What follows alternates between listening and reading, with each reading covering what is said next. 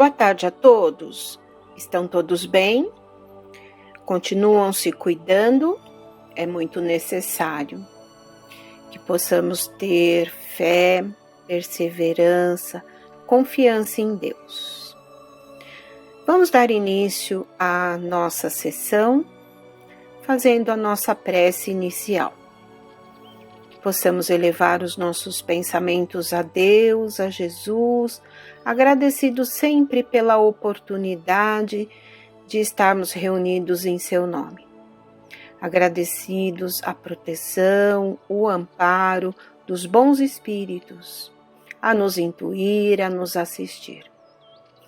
Que possamos espalhar o nosso amor a todos aqueles que necessitam, que passam por processos difíceis, por processos de doença, por processos de desequilíbrio, que a nossa prece de otimismo e perseverança possam atingir a todos.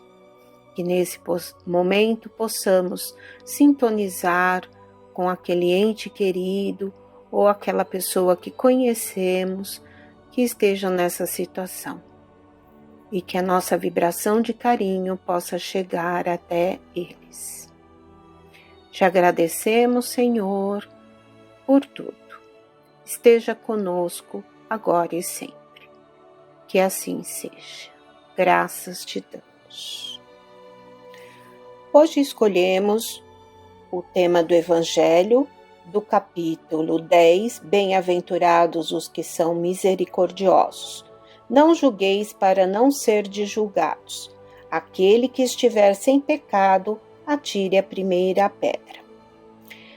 Não julgueis para não serdes julgados, pois sereis julgados conforme houverdes julgado os outros, e aplicar-se-á a vós na mesma medida aquilo que aplicaste contra eles. Mateus 7, 1 e 2. Quando nos colocamos ou vivenciamos uma situação de julgamento dos outros, observamos o quanto é difícil passarmos por aquele processo. Se estivermos numa posição difícil, como muitos se encontram, como miséria, abandono, desrespeito, movimentos preconceituosos e outros, como nos comportaríamos? Cabe aqui uma reflexão. A citação de Jesus: com a mesma medida que medides, sereis medido.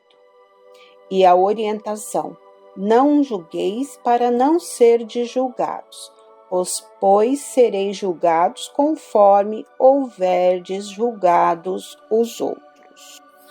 Em João, capítulo 8, de 1 a 11, temos a passagem da mulher adúltera. Jesus, porém, foi para o Monte das Oliveiras. De madrugada, ele foi novamente para o templo. Todo o povo vinha até ele, e após sentar-se, os ensinava. Os escribas e fariseus conduzem uma mulher apanhada em adultério, e a colocam de pé no meio.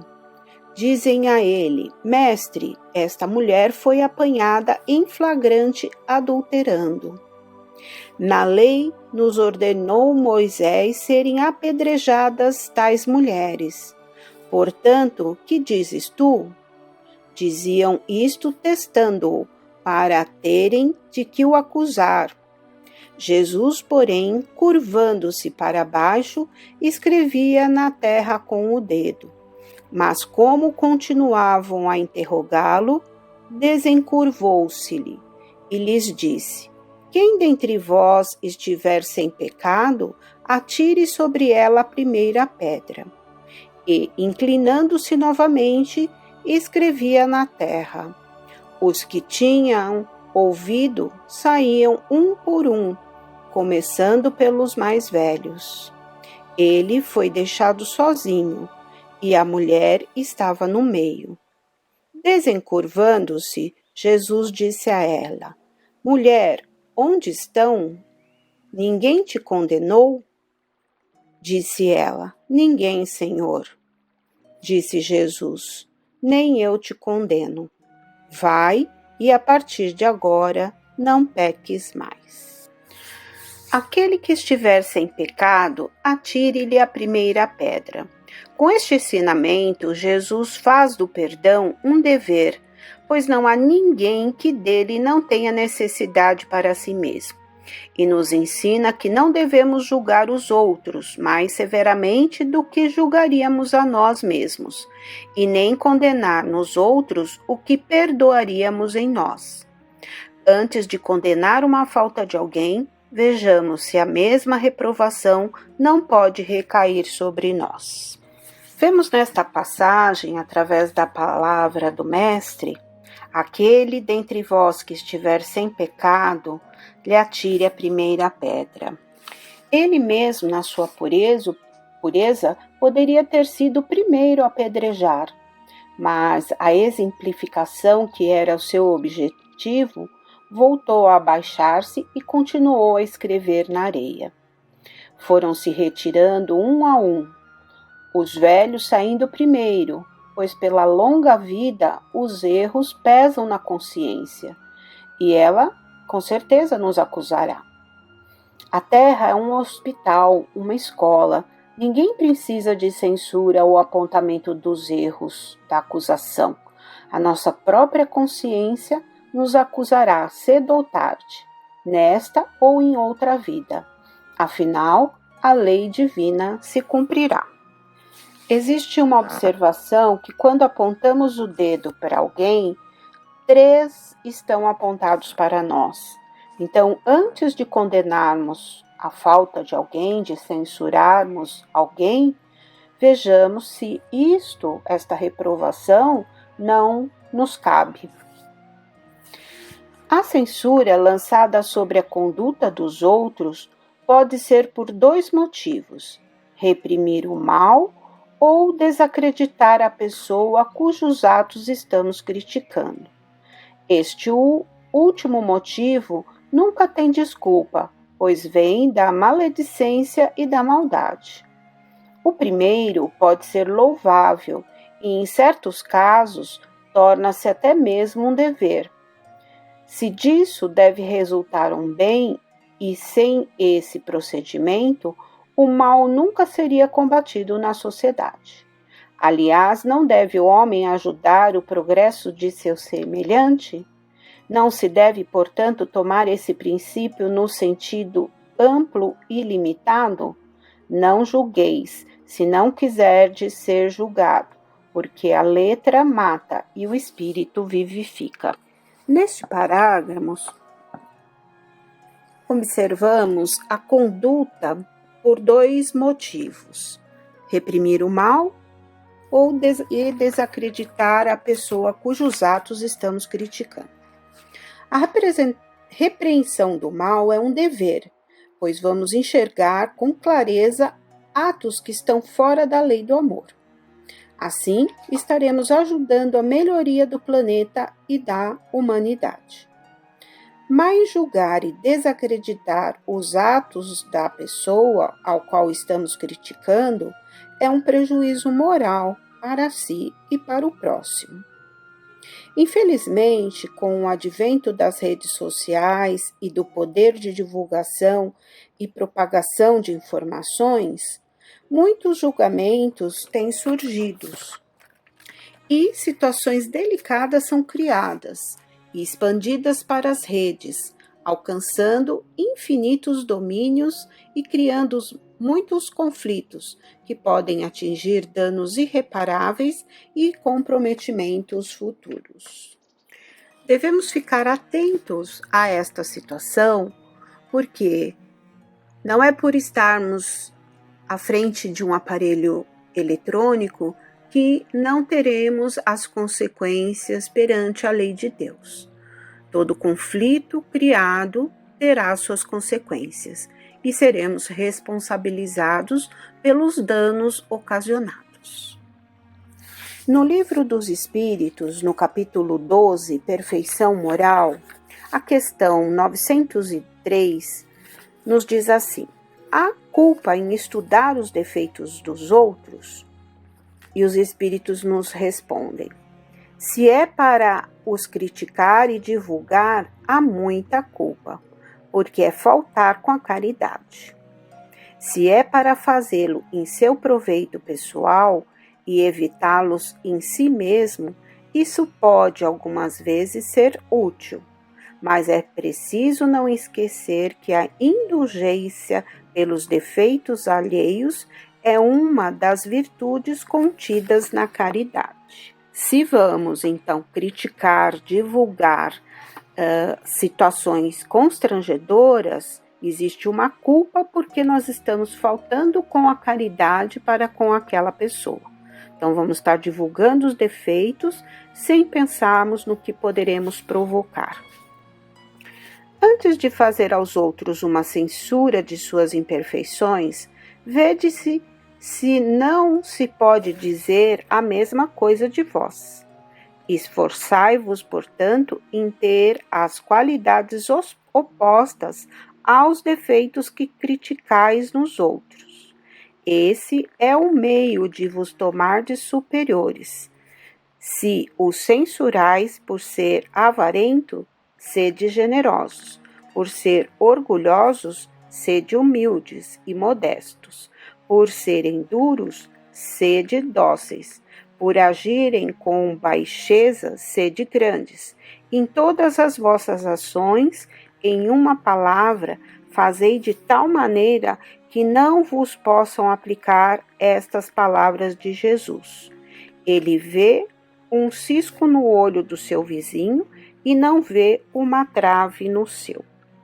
Nesta resposta, os Espíritos nos orientam que devemos condenar todo sentimento contrário à caridade e que devemos ter o sentimento averso a esse sentimento que estamos condenando, porque assim seremos exemplo para contestarmos qualquer situação de julgamento. Sermos generosos diante do egoísta, ser amoroso diante do indiferente, ser caridoso diante do desrespeitoso. Através do exemplo, nós teremos autoridade moral nos pronunciando, sendo exemplo, assim como Jesus foi, nosso exemplo maior. Não é possível que Jesus tenha proibido de se censurar o mal. Em todas as oportunidades, ele o combateu energicamente. Quis nos ensinar que a autoridade da censura se dá em razão da autoridade moral daquele que a pronuncia. Com certeza, os ensinamentos de Jesus nos mostram que ele incentivava, a censura do mal. Em todas as oportunidades, ele exemplificava a autoridade moral, a sua autoridade moral, e nos mostrava o quanto nós devíamos ter esta autoridade. Se nos sentirmos culpados por aquilo que condenamos nos outros, não temos o direito de ter essa autoridade. Então, como que nós vamos exemplificar se nós não temos condição de mostrar essa autoridade? Então, nós devemos ficar humildemente na nossa situação. E ainda mais, usamos de forma injusta, caso façamos o direito de condenação. Além disso, a consciência íntima recusa todo o respeito e toda a obediência voluntária àquele que, estando investido de qualquer poder, não respeite as leis e os princípios que está encarregado de aplicar. Perde todo o direito, toda a sua responsabilidade perante as leis, inclusive as leis de Deus, de aplicar ali, se não tem a autoridade moral para exercer os seus princípios. Não há maior autoridade legítima aos olhos de Deus do que aquela que se apoia no exemplo que dá do bem. Isto é, o que ressalta de forma bem clara nas palavras de Deus, de Jesus. Então, o exemplo que dá do bem. E foi assim que Jesus continuou, na passagem da mulher adúltera.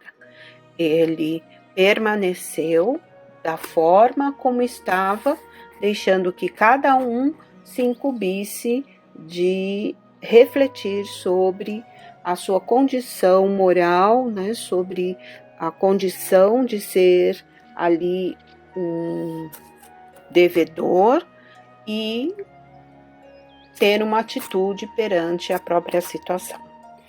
Jesus nos adverte que vemos o argueiro no olho do outro, mas não vemos a trave no nosso olho. Então, para entendermos, para sermos benevolentes, indulgentes para com os erros de nossos irmãos, é preciso que, antes de tudo, nos conscientizemos dos nossos erros, das nossas imperfeições e das nossas limitações. A partir daí, teremos condições de compreender os erros dos outros.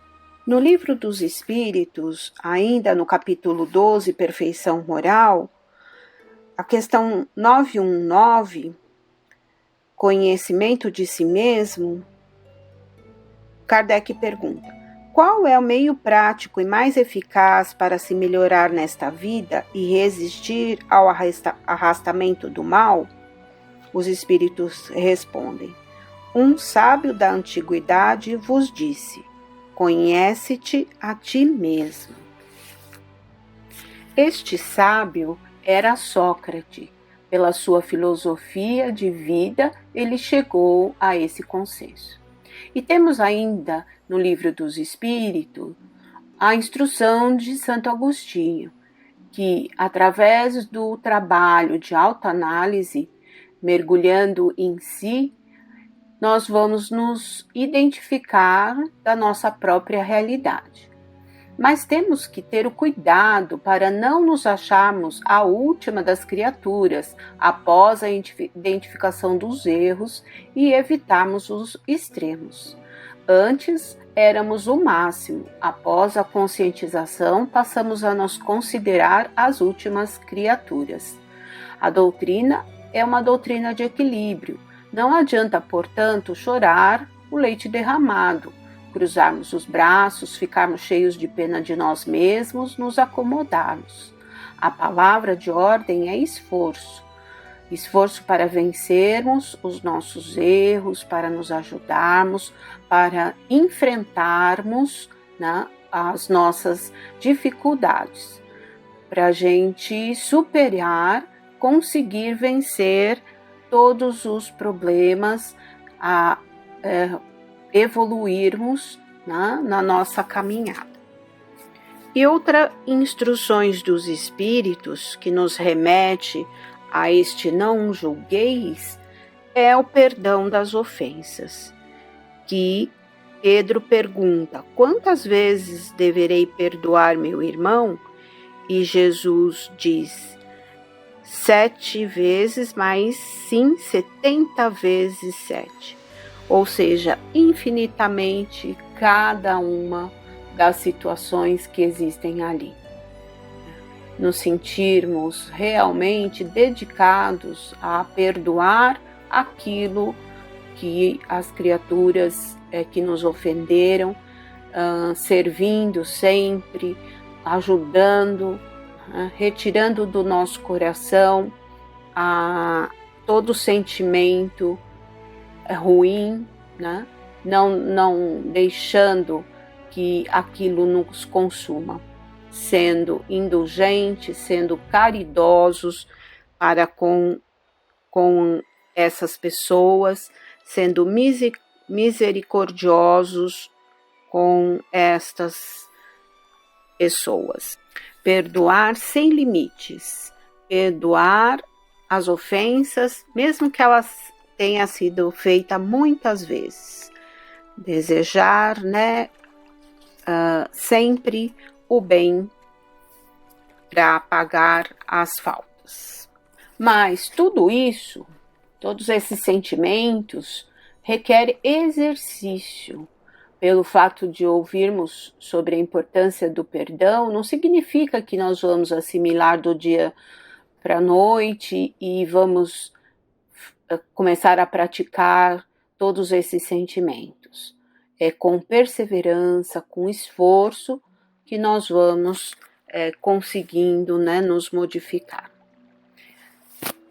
Com a ajuda dos bons espíritos, nós vamos nos fortalecendo e conseguindo superar todas essas dificuldades.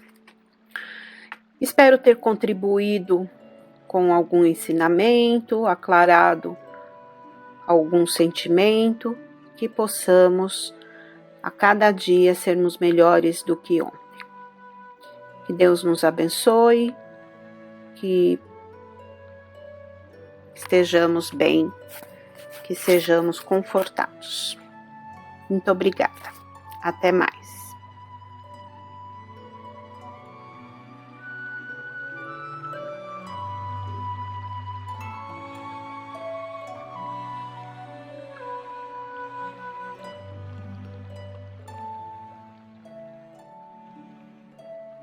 Olá a todos, nós trouxemos hoje do livro Instruções Psicofônicas, que é um livro que tem a psicografia de Chico Xavier, e ele traz um relato de um espírito chamado Lourenço Prado, um companheiro que fala sobre o pensamento. Ele nos diz: depois da morte física, empolgante é o quadro de surpresas que se nos descortina a visão, contudo para nós, cultores do espiritualismo, uma das maiores dentre todas é a confirmação do poder mental como força criadora e renovadora em todas as linhas do universo.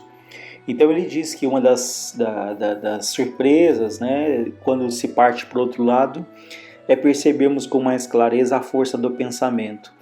Nós sabemos que a nossa mente é uma usina altamente poderosa, que emite a todo momento os seus pensamentos, emitimos as nossas vibrações, da mesma maneira como também recebemos a todo momento numa troca incessante entre encarnados e encarnados, encarnados e desencarnados. Então essas influências elas são constantes, elas são rotineiras, E nós sabemos que o pensamento ele é mais rápido do que a própria velocidade da luz. A luz ela tem uma velocidade em torno de 300 mil quilômetros por segundo. Então, imaginando que o pensamento é mais rápido do que a luz, isso dá uma pálida ideia da dimensão que é a velocidade e a importância do nosso pensamento, que supera ali as distâncias imaginadas por nós. Por isso é que a gente fala, poxa, mas eu só estava pensando, não nos dando conta que esse pensamento ele é força, ele caminha e ele atinge ali os seus fins dependendo da intensidade e da direção dos nossos desejos. Então, dependendo desses fatores, ele caminha e atinge, beneficamente ou não, aqueles que são influenciados por esses pensamentos. Ele diz ainda: o céu como um domicílio espacial da beleza existe realmente porque não podemos imaginar o paraíso erguido sobre um pântano. Todavia, acima de tudo, o céu é a faixa de pensamentos glorificados a que nos ajustamos, com todas as criaturas do nosso degrau evolutivo. O inferno, como um sítio de sofrimento expiatório, igualmente não pode ser contestado, porque não será justo idear a existência do charro num templo vivo. Mas acima de qualquer noção de lugar, o inferno é a rede de pensamentos torturados em que nos deixamos prender com todos aqueles que nos comungam os problemas ou as aflições de baixo nível. Então ele deixa claro que o céu e o inferno, acima de qualquer coisa, são as nossas construções mentais. O céu é aquilo que criamos dentro de nós, da mesma maneira que o inferno também é aquilo que nós criamos, é aquilo que nós pensamos, é aquilo que nós idealizamos, que nós desejamos. E sabemos que todo pensamento, quando ele é alimentado, quando ele é cultivado, ele tende a se concretizar. Isso reforça ainda mais o cuidado ou a importância da direção né, do teor dos nossos pensamentos, né, porque, mais uma vez reforçando, aquilo que é alimentado, aquilo que é cultivado, ele caminha ali para uma concretização, né? Ele diz ainda: a lei concede-nos, em nome de Deus, na atualidade, o patrimônio de revelações do moderno espiritualismo para aprendermos a pensar, ajudando a mente do mundo nesse mesmo sentido. Então ele reforça que se nós hoje sabemos dessa importância do pensamento, e que tantas filosofias, né, que tantas religiões também o estudam, ele fala da importância de aprendermos a pensar, né? Então, pela nossa condição espiritual, ainda é natural que tenhamos pensamentos difíceis, pensamentos ainda infantis, imaturos, né? Mas se nós conseguimos perceber qual é a natureza desses pensamentos, avaliando se fazem bem a nós ou não, e não cultivando, não alimentando esses pensamentos, já será um grande ganho. Então, se não podemos evitar ainda esses pensamentos difíceis, nós temos que acender em nós esse mecanismo de análise para que quando eles chegarem, nós não possamos dar vazão, como tantas vezes fazendo, e vamos ali sem percebermos nos intoxicando, né, alimentando a nossa mente com detritos, com pensamentos difíceis, de tristeza, de revolta, de mágoa, de rancor, que tanto mal fazem a nós mesmos. Antes ele falava uma frase que vale a pena comentar, que ele diz: é preciso acordar para as realizações do mentalismo a fim de nos desembaraçarmos dos grilhões do pretérito, né, das prisões do passado, criando uma manhã que não seja reflexo condicionado de ontem. Então, a importância dessa educação do pensamento, porque toda atitude, toda ação, seja no bem ou no mal, ela começa pelo pensamento. Então, esse exercício de gradativamente melhorarmos o padrão do nosso pensamento, com pensamentos mais nobres, de mais otimismo, de mais gratidão, de mais esperança, de mais fé, de mais compaixão, esses pensamentos eles vão criando não só nesse momento, mas acima de tudo eles vão construindo um futuro para nós muito mais sereno, muito mais seguro, muito mais feliz, né? Na medida em que nós vamos pouco a pouco nos desvencilhando daqueles pensamentos tão difíceis que alimentamos ao longo de tantas e tantas vidas, né? Mas ninguém muda de uma hora para outra, é um exercício de muitas encarnações. Mas se nós não começarmos agora, vamos começar quando, né? Até quando vamos ser reféns daquilo que temos cultivado ao longo de tantas existências? Por isso é tão importante aquilo que nós lemos, aquilo que nós ouvimos, aquilo que selecionamos para entrar dentro da nossa casa mental. Da mesma maneira que nós temos um cuidado muito grande com quem entra na nossa casa física, na nossa residência, deveríamos ter bem mais cuidado para avaliar aquilo que entra na nossa mente, né? Quais são os pensamentos, quais são os hábitos, quais são as ideias, quais são os ideais que nós cultivamos e nós acalentamos no dia a dia, ao longo da nossa vida. Ele diz ainda: o pensamento reside na base de todas as nossas manifestações. Evoluímos no curso das correntes mentais, assim como os peixes se desenvolvem nas correntes marinhas. Refletimos por isso todas as inteligências que se afinam conosco no mesmo tom. Então vejam que os nossos pensamentos, eles se afinam com as inteligências, com as individualidades que se encontram ali na mesma ressonância, na mesma afinidade. E um ponto interessante é que podemos ali, então, atrair espíritos amigos que nos querem bem, que compartilham ali também de bons pensamentos. Da mesma maneira que há espíritos que se aproximam de nós de uma maneira não agradável, não necessariamente eles têm algo contra nós, né? Por quê? Porque eles se aproximam por se sentirem confortáveis com o teor dos nossos pensamentos. Então, se eu sou uma pessoa muito melancólica, uma pessoa muito triste, uma pessoa revoltada, uma pessoa pessimista, eu vou atrair espíritos que vibram nessa mesma frequência, nessa mesma sintonia. E essa presença deles potencializa, amplia aquilo que eu penso. Então vejam que talvez eles se aproximem, que não tenham nenhum grande problema conosco, que não tenham nada contra nós, que não nos queiram prejudicar. No entanto, eles se aproximam porque, como foi dito, se sentem confortáveis, porque eles se sentem familiarizados com aquilo que a gente pensa e eles se sentem bem assim também, né?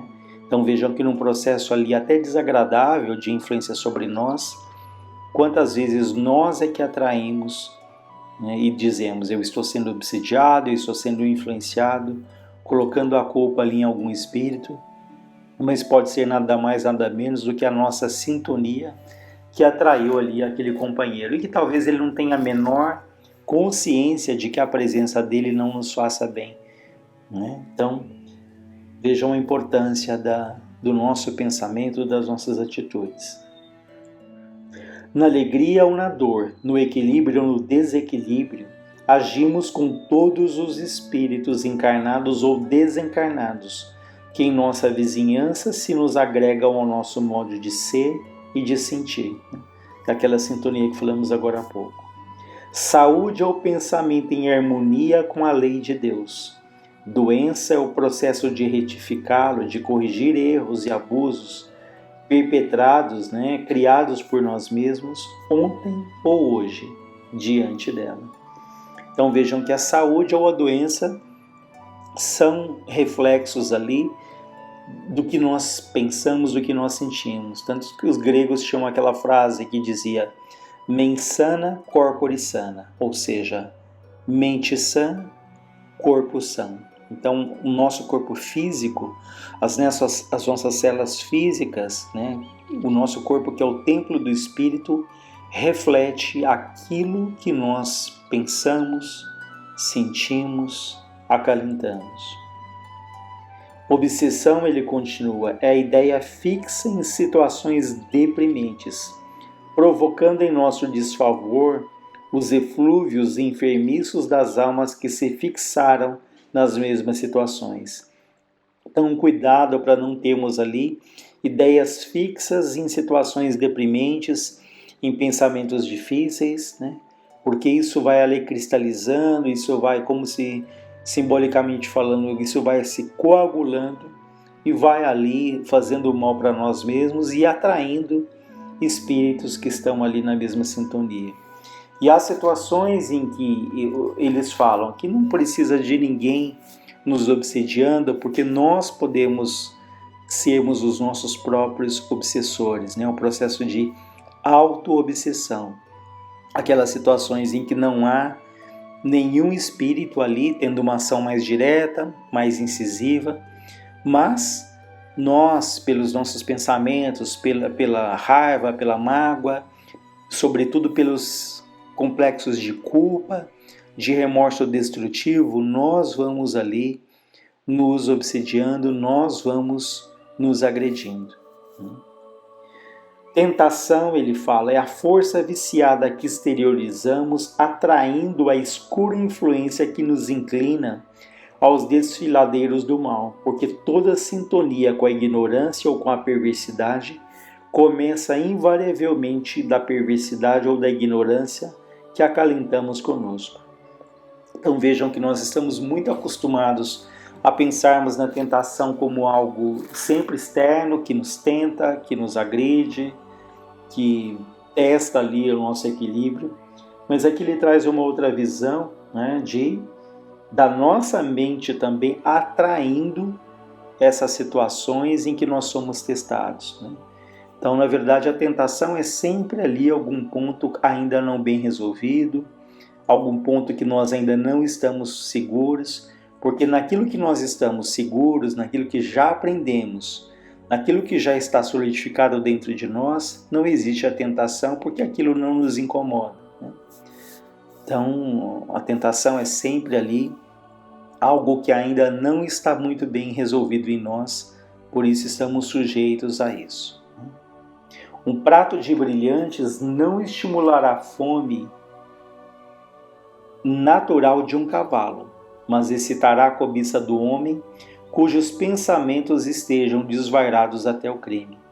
Lembremos-nos assim da necessidade de pensar irrepreensivelmente, educando-nos de maneira a avançarmos para adiante, errando menos. Olha que interessante essa colocação de educar o nosso pensamento para que nós possamos errar menos. Não está falando aqui de uma santidade, de uma pureza absoluta, de uma perfeição que ainda estamos caminhando, mas ainda longe de conquistar, né? Mas essa educação diária, esse esforço ali do autoconhecimento, para que nós possamos errar menos, né? E naturalmente acertar mais. A matéria que nos obedece ao impulso mental é o conjunto das vidas inferiores que vibram e sentem, a serviço das vidas superiores que vibram, sentem e pensam. O pensamento raciocinado é a maior conquista que já alcançamos na Terra. Então nós temos esse poder magnífico do pensamento contínuo, do raciocínio, da reflexão. Então que possamos ali fazer um melhor uso desse atributo tão importante na nossa vida, né? Que nos ajuda ali a escolher, a refletir, a buscarmos ali as melhores decisões, sempre pedindo a Deus, ao nosso Espírito Protetor, a Jesus Cristo, que nos ajude, né, para que tenhamos essa lucidez, esse discernimento, essa clareza dos nossos pensamentos que nos levem então a tomar caminhos melhores, mais seguros, mais felizes. Procuremos desse modo aperfeiçoar a nossa mente e sublimá-la através do estudo e do trabalho que nos enobreçam a vida. Vejam, estudo, mas sem a obra, sem o esforço, sem as mãos ali ativas, né? Por isso, estudo e trabalho é o que vai aperfeiçoar a nossa mente. Felicidade, pois, é o pensamento correto. Infortúnio é o pensamento deformado. Um santuário terrestre é o fruto mental do arquiteto que o idealizou, com a cooperação dos servidores que lhe assimilaram as ideias. O mundo novo que estamos aguardando é construção divina, mentalizada por Cristo na exaltação da humanidade. Trabalhadores que somos, contratados por nosso Divino Mestre, saibamos pensar com Ele, para com Ele vencermos. Lourenço Prado, então, esse companheiro que nos traz essas reflexões, esses aprendizados sobre o nosso pensamento. Então vamos agradecendo a Deus, a Jesus, que luz se faça em todos os lares da terra, que luz se faça no nosso lar e que tenhamos bons pensamentos, pensamentos de otimismo, de esperança, de alegria, de perdão, de compaixão, de solidariedade, e que esses pensamentos se traduzam ali nas nossas atitudes no dia a dia. Que Deus, em sua infinita bondade, ampare, fortaleça e proteja a todos nós. Graças a Deus, graças a Jesus.